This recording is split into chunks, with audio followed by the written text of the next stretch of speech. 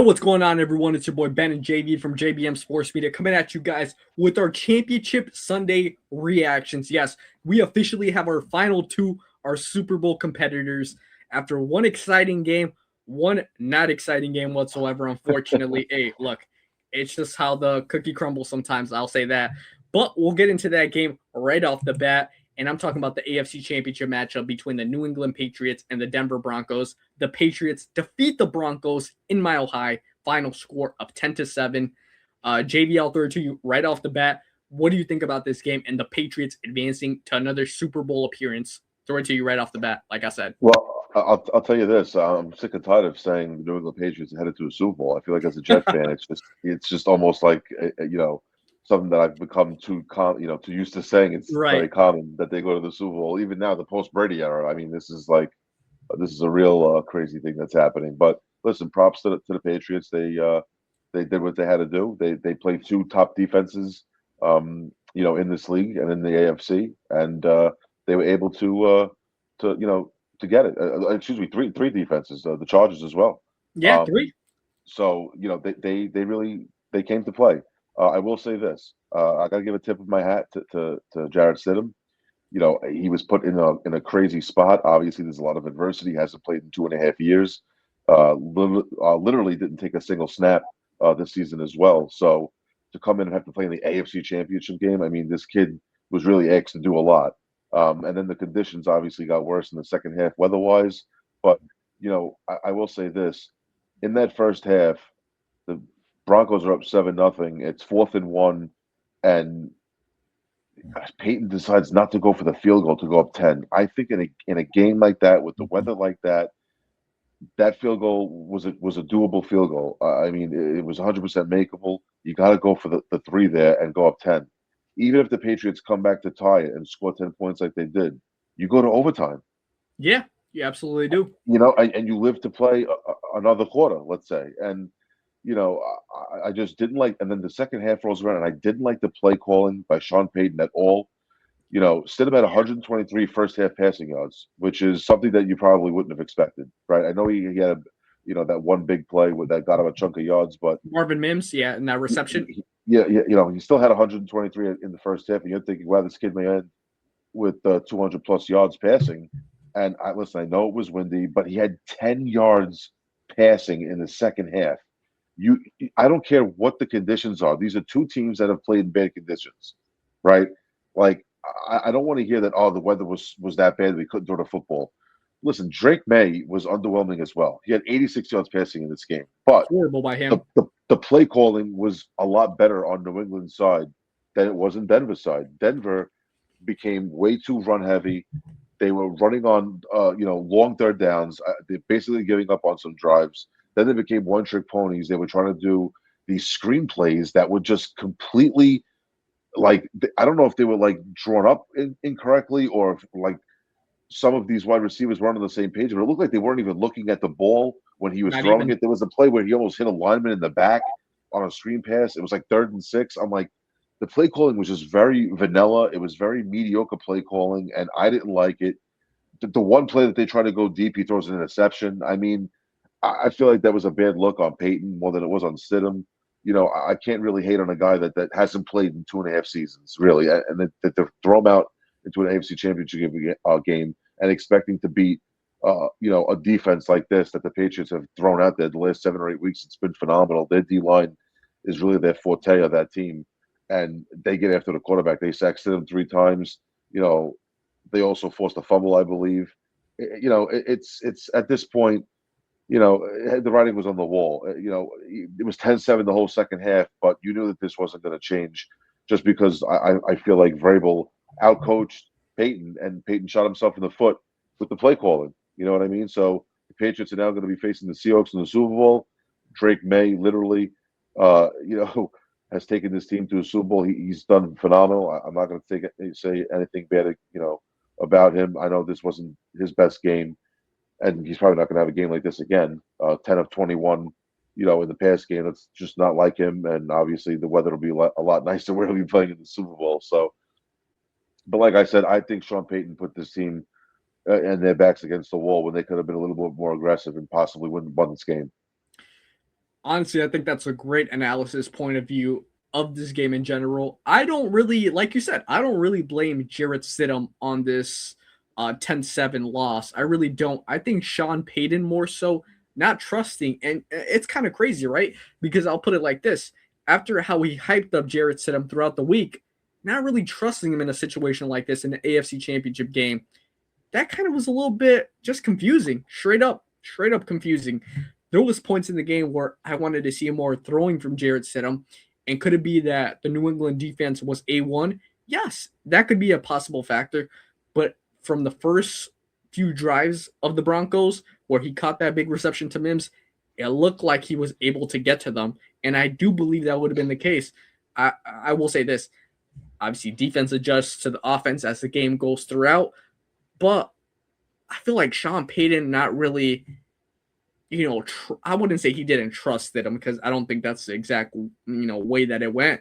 But staying very conservative with the play calling kind of shot the Yeah, Broncos in the foot, like you said. Oops, sorry yeah. about that. Let me see And if I I also think that Davis Webb kind of got away from the early game plan that he had in the first half. I felt like he was way better in the first half. Yes, absolutely. And he he's the pass game coordinator for those of you who may not know for Denver. And I Yeah. thought he was a little bit more aggressive in the first half. I thought they were making a lot of nice plays. There was guys wide open on the sideline. Some check down plays, and then they just kind of got away from that. And then it was these, like I said, these awkward screens that were just like, and then the throws behind them as well were even worse. So And I let don't me know. say I this listen. as well. I understand that the conditions were bad, but it's no Yeah. excuse. I think they kind of messed up the play calling more than it was the weather. And I'll say this as well. One thing that also secured the Patriots' victory was Drake May on the feet, not even just with the arm, on the Yes, feet. He absolutely. was breaking down, whether it was 38, 39, and you see him break down these runs where he gets the first down and extra yardage. And that was monumental for the Patriots in their drives, making sure that the Broncos defense gets a little bit more exhausted, even though they only put up 10 points. Those runs with Drake May on his feet were absolutely phenomenal because it did exactly what it needed to do at that point in time, especially when the weather Right. was getting worse. Ramondre Stevenson and Travion Henderson, overall, I mean, not the best day on the ground, but they did what they need to do as well. This game was a very rugged game, a very 50-50 game all the way till the end. There was a chance that the Broncos could have went down and possibly won this game or maybe tied it, but Jared Stidham threw that interception, which obviously was a little bit questionable. But at the same time, Sean Payton, if you didn't have confidence in him before, why put him in a position like that to begin with? I think they could have got that I throwing agree. game. They could have got that throwing game going at least at the end of the third quarter, going into the fourth quarter. But that's just my opinion. And at the end of the game, where Drake May sealed the game, basically where they got to kneel, ran for 8 to 9 yards, I believe it was. And yeah, that was game right there. The Patriots move on to the Super Bowl. Very unfortunate. I know we've seen some thriller AFC championship matches up with the Bills, the Chiefs, the Bengals as well, the Ravens. But this was a very underwhelming matchup right here. A very It really unfortunate was. kind of like not the best game whatsoever. Could it have been different with Bo Nix at the helm for the Broncos? Absolutely, I'll say that. But we got what we got, and yeah, it was a little bit disappointing. Congrats to the Patriots. I'm not trying to take this victory away from them. I'm just talking about more so as a game perspective, how it was just a little bit of a disappointing game for an AFC Championship encounter. Yeah, and listen, like I said, I feel like Drake May was exposed a little bit in this game, and I'm not going to give the weather, like I said, the credit because New England it gets just as bad. So it's not like New England's not used to playing in bad weather. Yeah, I really do feel that this Denver Broncos defense did make him feel a little bit uncomfortable, and they became one trick ponies as well a little bit. They were running the football predominantly, and then if there was third and six or higher, you knew that they were going to throw. So right. I feel like they got a little bit too conservative as well, but they had the lead, and that was the key. They had the lead, and they were just playing good defense. They were getting off the field, and they were giving Drake made the ball back, and then they got a couple of key first downs. And were able to run the clock out. Like you said, Stevenson didn't have a great day on the ground, but he was able to put up 71 yards on 25 carries. And then when you have Drake May, rushing 10 times for 65 yards at 6.5 yards a clip, that's going to hurt any team. in any type of condition. So, Right. the fact that he put up almost the same amount of yards as his starting running back, and that's a pretty good stat there. So, and that's the reason why they won the game. They were able to rush for almost 140 yards between those two guys. And when you do that, you're gonna set yourself up for a pretty good day. So, like I said, I kind of blame Sean Payton and Davis Webb in the passing game and the offense in the second half, especially for the reason why the Broncos are not literally moving on to the Super Bowl. They could be with their backup quarterback at the helm. They could be if the play calling was better, in my opinion. So Yeah, this is and where we are. such an unfortunate injury to Bo Nix because, like I said, I was talking to my friends in a group chat and I was saying I do feel like if Bo Nix played this game, potentially the Patriots would have been eliminated. I gotta be Yeah, honest, just in yeah, the because way I that think they were Bo playing. would have used his feet a little bit more. He's a Yeah, little bit more mobile, and I think he would have been. I think he would have been more vocal about wanting to be aggressive. I don't think he would have let that play calling last. yeah, yeah. The whole game. I think he would have been like, "Hey guys, we got to go win this game." And I do think that's a good point that you make. That if Bo Nix is playing, Could have been Broncos a could be different going. result. They could be playing Seattle in the Super Bowl. Yeah, and talking about Seattle, obviously, congrats to the Patriots going back to the Super Bowl, representing the AFC again. I feel like obviously this new era in New England, it's going to be a little bit more difficult next year. But for right now, they're one game away from the ultimate prize.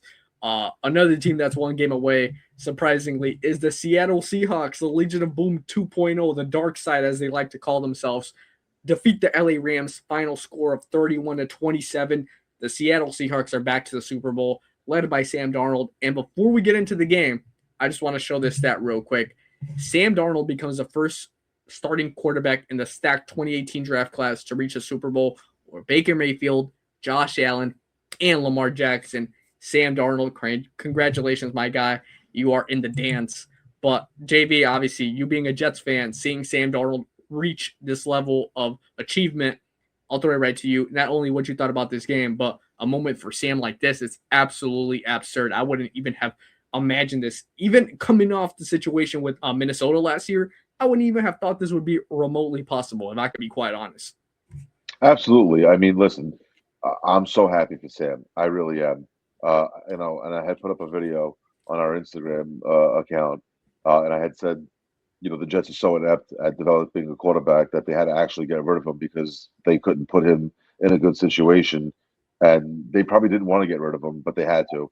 But I'm just glad that they actually did trade him because he deserved it. He deserved to be in a system where his talents were highlighted, and this kid was a talented quarterback.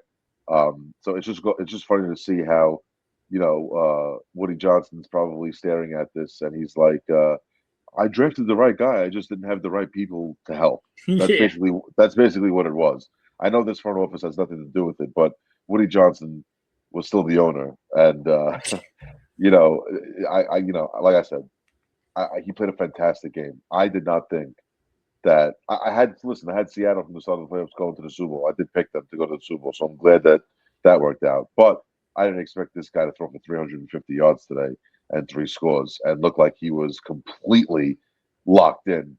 I mean, he came to play today. He was literally the reason why they won this game. He put that offense on his back, and was able to carry them to victory. They were very successful in the pass game today.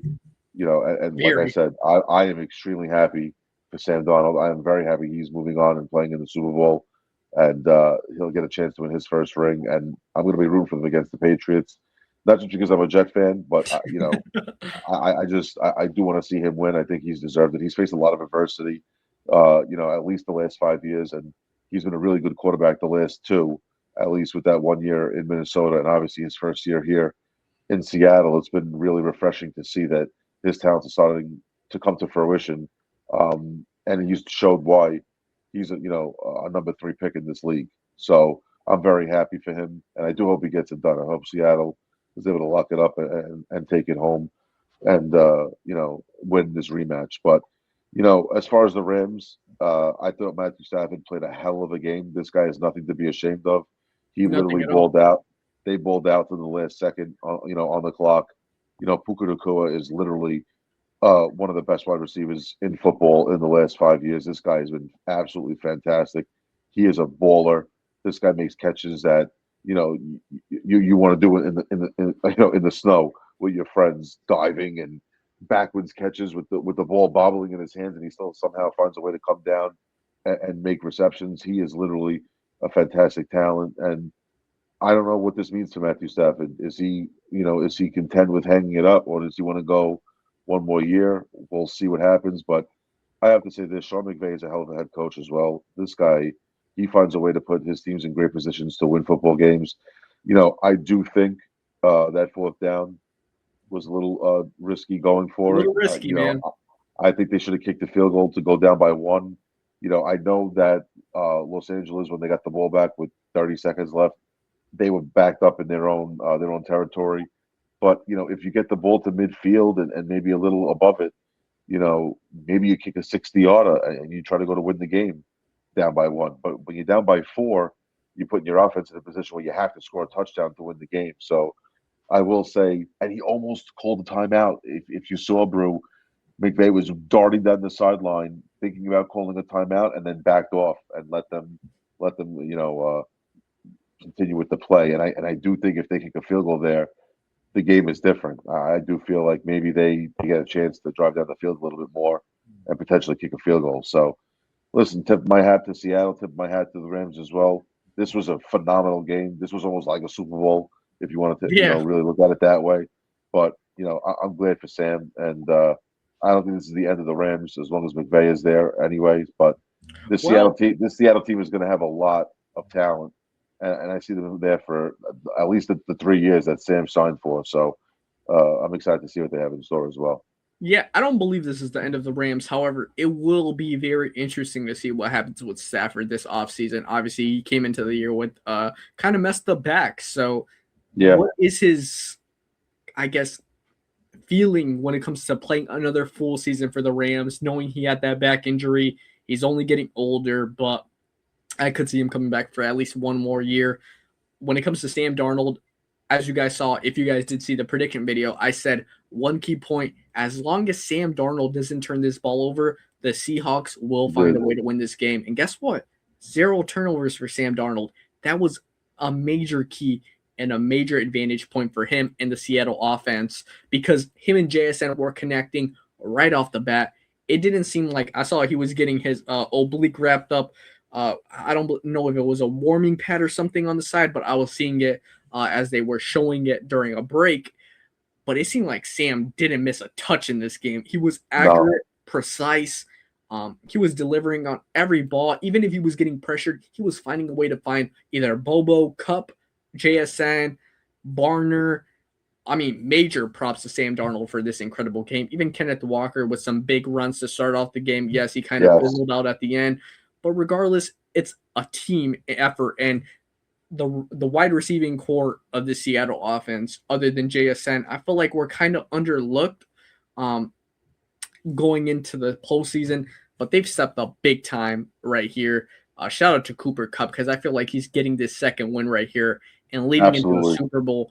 I feel like he's going to have an underrated performance in the Super Bowl, but a great win by the Seahawks. I'll say this, leading them back to the Super Bowl for a Super Bowl matchup where they're going to look to right their wrongs after obviously an unfortunate ending last time around. I mean, I guess we'll talk about it now, but yes, we officially have our Super Bowl 60 matchup in Santa Clara, California, between the Seattle Seahawks and the New England Patriots. Seahawks Patriots, February 8th, one day before my birthday, chat, just to let you guys know.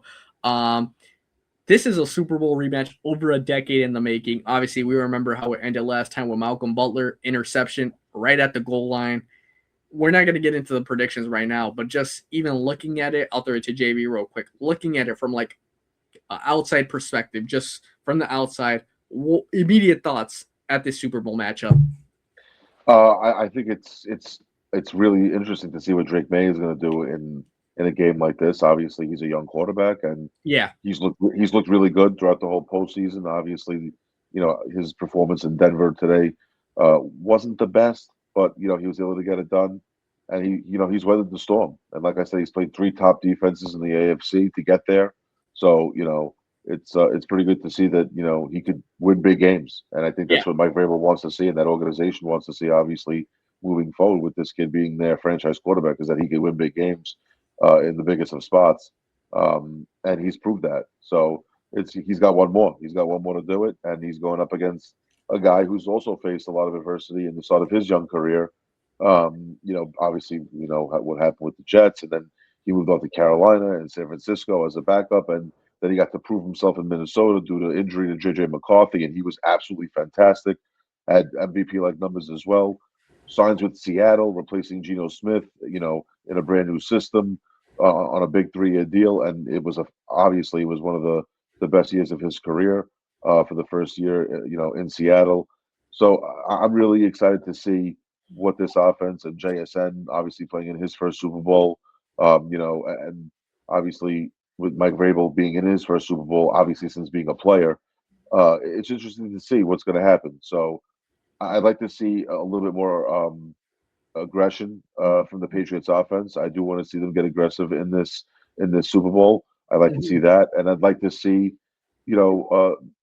Seattle run the ball effectively, and I'd like to see a lot of play action from Sam Darnold. I think when Sam, starts converting his play action, I think he opens up the offense a lot more. Yeah. He becomes super effective. So I'd like to see a shootout in this game. Would I be surprised if it's not? No, I wouldn't. I could see a 24-17 or, maybe a 24-20 type game, but I could also see a 34-31 type game. I could see maybe the offense is going balls to the wall and, the defense is just not being able to make stops. So, it could be either or. So I'd like to see how these two offenses click, in the Super Bowl. And like I said, I'm not going to give my prediction as of yet. That'll be in another video. But like I said, I'm really happy for both of these guys. Drake May obviously being such a young quarterback in this league, and Sam Donald, the amount of adversity that he's faced, in the front end of his career. So it's going to be a good Super Bowl. I feel a Super Bowl 60 will be a phenomenal Super Bowl. Yeah, I think this is the exact matchup that a lot of fans would like because as nostalgia around it, a lot of throwback factors around it. Drake May, Sam Darnold, two young quarterbacks that technically still have a lot to prove. But I think no matter how you look at this Super Bowl, it has so much history written all over it. The fact of how the last time this game ended with these historic franchises, I mean, obviously the Malcolm Butler interception, like I said, and now they're going to Super Bowl 60 in Santa Clara. Super Bowl 50 was in Santa Clara. It gives me that feeling that we're going to get a great game out of these two teams. Vrabel, McDonald are both going to prepare their ass off for a game like this. I'm so excited for this one right here. Like I said, I'm not going to exactly tell you guys where I'm leaning, nor have I seen exactly the betting lines right now. I could assume, though, the Seahawks. It's a half a point. It's a half a point for Seattle. Half a point for Seattle. All right, JB said that. Perfect. We're going to get into it as the week progresses and, really give our thoughts on, depicting this Super Bowl matchup because I feel like it's going to be one for the Bucs. I have a lot of high expectations around this Super Bowl because even though the Patriots didn't play their best today, I do believe the version we're going to get of them for Super Bowl 60 is going to be a version not anything close to what we got from them today. Their defense, I think, is going to compete better than the Rams' defense. One. Absolutely. Two. That's a good point, too. I think the Seahawks, if they're connecting offensively like they did today, there's not a team that could beat those guys. No. It's literally unstoppable. Sam Darnold, congratulations to him. It's kind of crazy. Even looking back at this real quick, I'll pull it up. Josh Allen, Lamar, and Baker not reaching the Super Bowl before this guy. I mean, I get he's the third pick, but look at this guy's story compared to these other three guys. You know what I mean? And let me tell you something. I know we're comparing just Donald to that right now, but if any one of these guys win, which someone's going to have to win, obviously. Yeah. Someone's going to have a ring over Baker, Josh Allen, and Lamar. It's kind of crazy how one of these guys will have a ring before one of these three guys. So you got to really look at and take this into perspective. What is the missing piece for these three guys at the bottom of the screen? Yeah. What is the reason that they can't get over the hump? I don't know. I don't even have an answer for you. I don't. So it's kind of crazy how Drake May got there first before all these guys in such a short period of time. And then, like I said, a guy like Sam who faced so much adversity the first 4 seasons of his NFL career, and then the last 2 or 3 have just been way better to the point where he landed such a big contract and he's a starter again, and Yeah, he's in the Super Bowl, and he gets a week now of rest to rest that oblique, and 2 weeks, that's I even think. better. Oh yeah, 2 weeks, and that's even better. Now he gets the proper rest, and he can come back even stronger. But he's looked like that oblique hasn't even been a problem at all. He's looked completely sharp, and I have to give it to McDonald as well. He prepares his team. Very well. He gets them super ready. He does very very good job of getting this team ready for football games, and they are super disciplined. He looks like a no bullshit guy either. He Yep. looks like there's no tolerance for funny games and funny business, and I like that about him. He's 60 minutes of straight business, and I like that. And Mike Vrabel too. Mike Vrabel's a guy that always demands preparation and being prepared, and so it's going to be an interesting matchup And to see. discipline. So I actually can't wait. Like I said, I'm sick to my stomach that the Patriots keep making the Super Bowl, but I'm ready for it. It's gonna be a great matchup. Yeah, obviously, we would like to know your guys' early prediction in the comment section. If you guys want to leave an early prediction for Super Bowl 60, Seahawks Patriots, the rematch that's over a decade in the making, let us know in the comment section. But we had a great championship Sunday. No matter how both the games went, we know our final 2 competitors. And 2 weeks from now, we're going to see the battle in Santa Clara for Super Bowl 60, a historic moment. And Absolutely, 2 teams that absolutely deserve this. I'll say it like that. Overcame absolutely. adversity, I agree. overcame the hate. Like I said, I'm so happy this is the matchup. Sam, Drake, one of these 2 guys will be, at the end of the day, awarded a Super Bowl trophy, and we'll figure out which one it is in 2 weeks in Santa Clara at Levi Stadium. But till then, obviously, make sure you guys subscribe here to JBM Sports Media on YouTube. Make sure you guys follow us on TikTok at JBM Sports Media, on IG at JBM Sports Media. Until then, we'll see you guys on the next one. Peace.